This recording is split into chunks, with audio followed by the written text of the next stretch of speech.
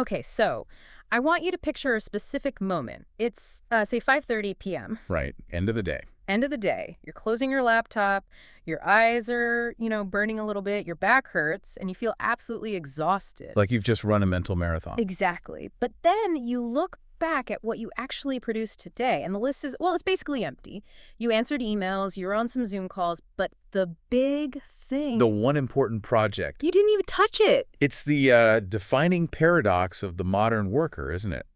We're busier than ever, our calendars are fuller, but we seem to be producing less and less of, actual value. And we're more tired while doing it. That is the feeling we are tackling today. We're doing a deep dive into the war for your attention. And war is the right word. It really is. I don't use it lightly. We've got a stack of research here, everything from neuroscience papers to management guides that suggest this is a biological battle happening inside your skull. It is. And the sources for this one are fascinating because they span such a wide range. We've got the dopamine economy. We have a heavy-hitting neuroscience study on brainwaves from the Curious Journal. And then the playbook for fighting back. Cal Newport's deep work. Right, backed up by some practical guides from Metapega and Floinen. So here's the mission. We want to explain physically what technology is doing to your brainwaves. We're going to get into the alpha, beta, all that, and then give you a concrete manual for reclaiming your focus. Because if you don't get the biology, the productivity hacks just don't stick. Right. You can't hack your way out of a problem if you don't even know the mechanism that's breaking your focus. Exactly. So let's start with that mechanism. We hear the word dopamine thrown around constantly. Dopamine hit, dopamine detox. I feel like we just use it as a synonym for pleasure. Like I ate a cookie, I get dopamine, I feel happy. But looking at this research, that's not quite right, is it? No, and that's the biggest misconception. If dopamine were just about pleasure, we'd be fine. Dopamine is actually about wanting. Wanting. It's about seeking. It's the fuel for the brain's reward pathway. Evolutionarily, it's what made us get up and hunt for berries. It drives action, not necessarily satisfaction. So it's the itch, not the scratch. That is a perfect way to put it. It's the itch. And tech companies know this better than anyone.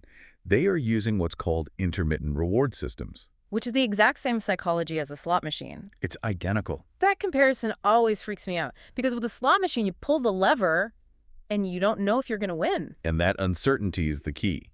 If you knew you were going to win every time, you'd get bored. If you knew you'd lose every time, you'd just quit. But if you win sometimes... That drives the dopamine system crazy. Absolutely crazy, and that is your phone. You swipe down to refresh, that's pulling the lever. Most of the time it's nothing, a boring email. But sometimes... It's a funny video or a like from someone or some breaking news. So we are literally rats in a cage pressing a lever, hoping for a pellet. Wow. And the stats on how often we press that lever are staggering. We have data from MIT showing the average user checks their smartphone 150 times a day. 150. If you're awake for 16 hours, that's, what, basically every 6 minutes? It's a compulsive loop, and the consequence of that fragmentation is severe. Now, you'll often hear this stat thrown around that the human attention span has dropped to 8.25 seconds. Right. Lower than a goldfish. I see that headline everywhere. Is that actually real? Because it sounds a bit like an internet myth. Humans stupider than goldfish. You're right to be skeptical. That specific goldfish number is debated. Measuring attention span as a single number is really hard. But, and this is a big but, the trend is absolutely supported by the data. Okay. We aren't necessarily stupider than a goldfish, but our ability to sustain focus on one thing without switching contexts is plummeting. So it's not that I can't focus for more than 8 seconds. It's that my environment is constantly asking me not to. It's what you'd call neurochemical desensitization. When you're constantly flooding that reward pathway with these high-stimulation digital inputs, real life like reading a dense report or even just listening to a friend tell a story starts to feel physically dull. Your brain is screaming, where are the flashing lights? Where's the lever? Yeah, it was like eating candy all day and then trying to eat broccoli.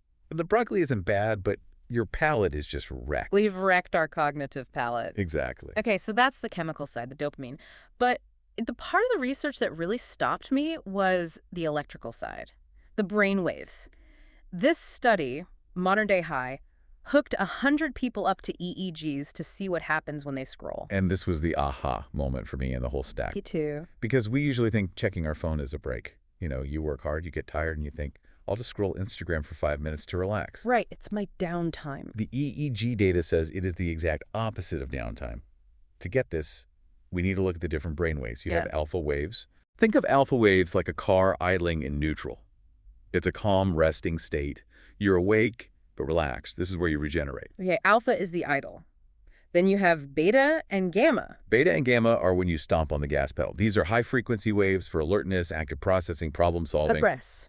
and stress.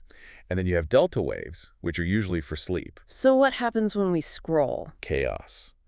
The studies show that when you engage with social media, your alpha waves, that calm idle, they drop significantly. Instead, you get a massive spike in beta and gamma waves. Your brain is redlining? It is redlining. It's trying to process this fire hose of information, text, video, outrage, cats, all at once. So even though I'm sitting on the couch looking like a vegetable, my brain is running at 7,000 RPMs. Precisely. You look like you're relaxing, but electrically, you're in a state of high alert. Ah.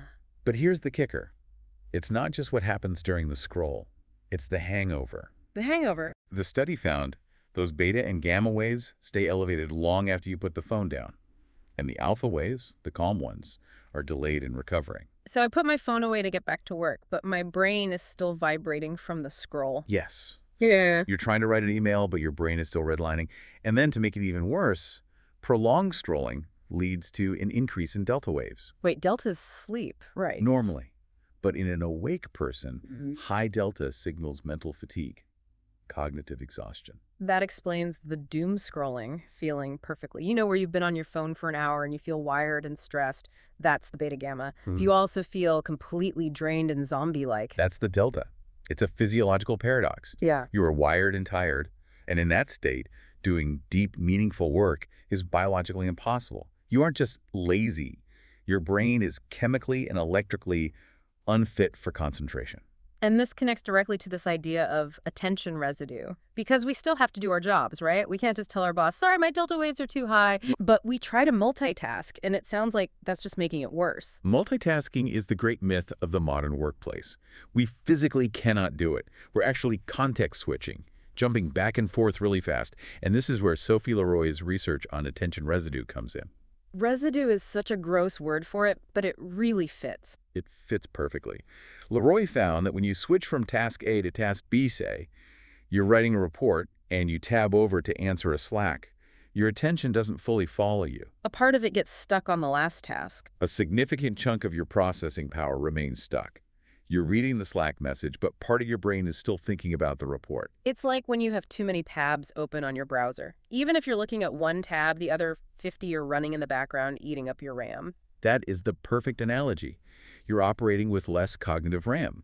The research suggests context switching causes a 40% lag in productivity. 40%? Think about that. You are effectively making yourself 40% less intelligent by trying to do two things at once. If I told my boss I was going to come in tomorrow and be 40% stupider on purpose, I'd be fired. But that's what we do every time we keep our email open on a second monitor. Wow. And that leads right to Cal Newport's distinction between shallow work and deep work. Right. Shallow work is the logistical stuff. Email, meetings, Slack. It's necessary, but it doesn't create new value. It's just keeping the lights on. And deep work is the distraction-free concentration that pushes your cognitive capabilities to their limit. It's where you write the code or design the strategy. And the problem is, the dopamine economy pushes us towards shallow work because it's easier. It feels productive. Look, I answered 50 emails. But we haven't actually built anything. Exactly. Shallow work is low resistance. Deep work is high resistance. But, in an AI world, shallow work is what gets automated first. The ability to do deep work is becoming a superpower. Okay, so we've diagnosed the illness, we're dopamine addicted, our alpha waves are suppressed, we're redlining our beta waves, and our RAM is clogged with residue. How do we fix this? That's the big question.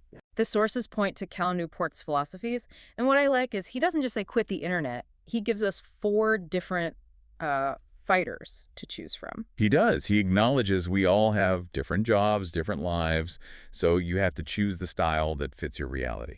Let's break them down. First up, the monastic approach. This is the extreme, the hermit mode. Yeah. You eliminate all shallow obligations. No email, no social media. You disappear into a cabin to write your novel. I would love to do this, but I feel like as a marketing manager, people would just think I died. Yeah, this is really only for people whose sole value comes from a specific, huge output. For most of us, it's impossible.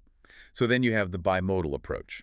Bimodal meaning two modes. Yes, this is what Carl Jung did. He had a stone tower in the woods where he did his writing total isolation.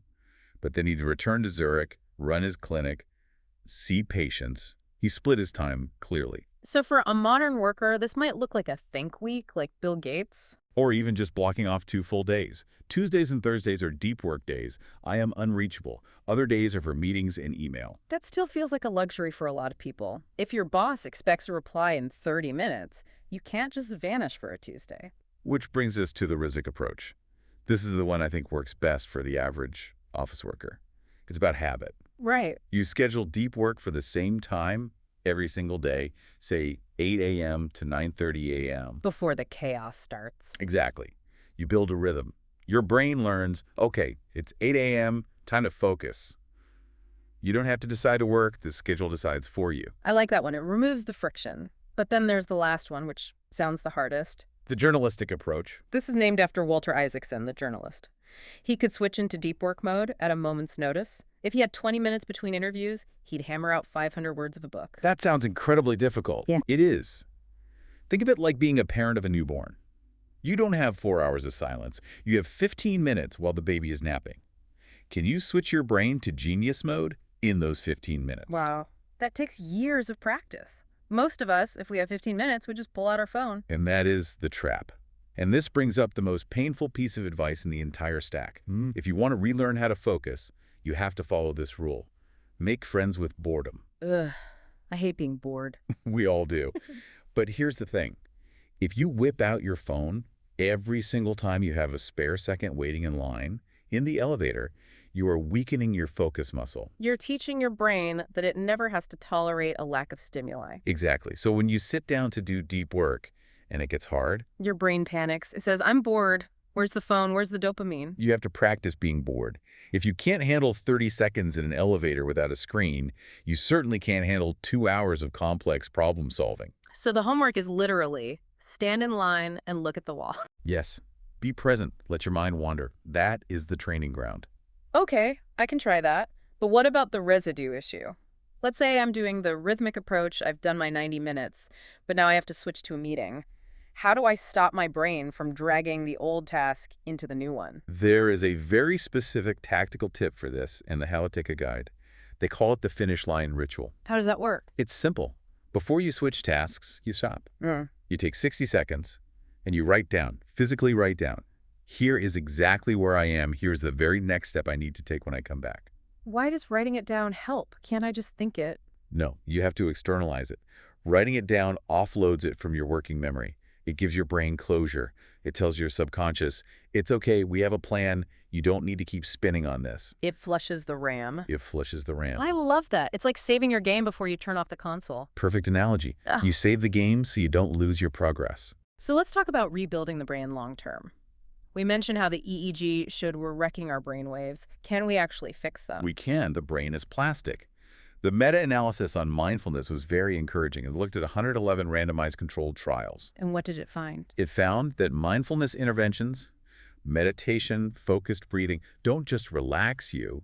They explicitly improve executive attention and inhibition. Inhibition is the key word there, right? That's the brakes. Yes, inhibition is the ability to stop yourself from doing something, like reaching for the phone when you feel a pang of boredom.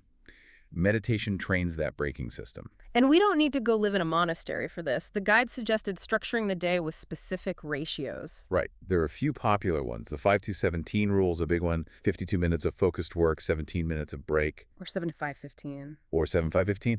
But, and I cannot stress this enough, the break must be a real break. So my 17-minute break cannot be scrolling TikTok. Absolutely not. If you scroll during your break, you are spiking those beta and gamma waves all over again. You are defeating the entire purpose of the break. It has to be low stimuli. Walking, stretching, staring out a window, making tea. It's funny, staring out a window used to be the sign of a lazy employee. Look at Jim, just daydreaming. Now, the science says Jim is the only one actually optimizing his brain. Jim is letting his alpha waves recover so he can crush the next 52 minutes. The person scrolling is just frying their circuits. So, to recap the journey here, we're fighting a biology that wants to hunt for likes. Our tech is acting like a slot machine that keeps our brains in a state of high-stress redlining. Right. But by embracing boredom, picking a deep work schedule, and using things like the finish line ritual, we can actually win. And this matters. It Yeah. matters so much. Because as we move forward, the ability to focus is going to be the defining divider between those who succeed and those who just tread water. If you can do the deep thinking that others are too distracted to do, you become irreplaceable. That's it. That is the goal. Before we go, I want to leave everyone with one final provocative thought from the research. It's the 20-second rule. This is a great practical tip. It's all about friction. Right. If you want to stop a bad habit, make it 20 seconds harder to do. If you check your phone too much while working, don't just put it face down. Put it in a drawer in another room. So if you have to walk 20 seconds to get it, your own laziness will actually work in your favor. Exactly. Use your own laziness to protect your focus. And for those of you feeling brave, try the grand gesture on a small scale tonight. Just one evening. No screens after 7 p.m. See if you can feel those alpha waves coming back. It might feel uncomfortable at first. That's the withdrawal. But stick with it. Your brain will thank you. Thanks for diving deep with us. We'll see you next time.